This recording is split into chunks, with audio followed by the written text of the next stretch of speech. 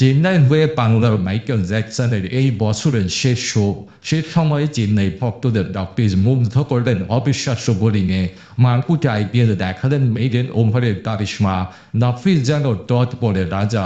4 ওভারে 24 বলের মধ্যে 14টাই ডট। ভাগ্য হয় না হয় মিস হয় অন্তত 2টা উইকেট।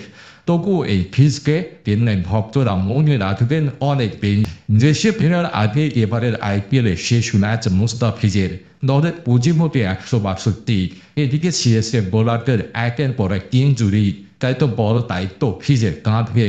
ইনিংসের 3 নম্বর ওভারে বোলিং আনা হয় কাটার মাস্টারকে। বোলিংয়ে এসে চাপ তৈরি করেন পাঞ্জাবের ওপেনারদের ওপর। 3টা ডটের সাথে খরচ মোটে 3 রান।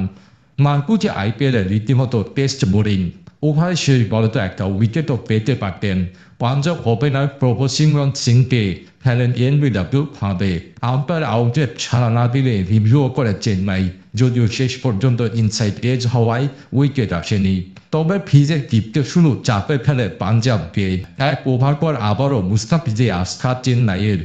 এবারও করেন দারুণ শুরু। প্রথম 4 বলে খরচ করেন মাত্র 1 রান।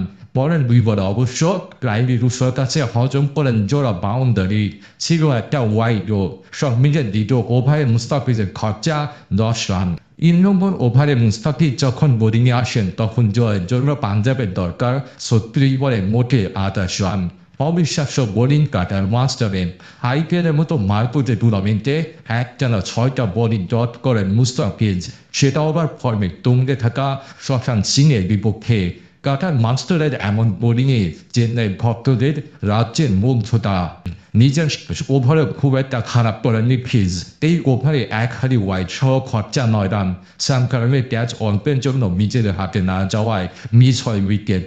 সব মিলিয়ে 4 ওভারে 24 বলে 14টা ডট দিয়ে মুস্তাফিজের খরচা 22 রান।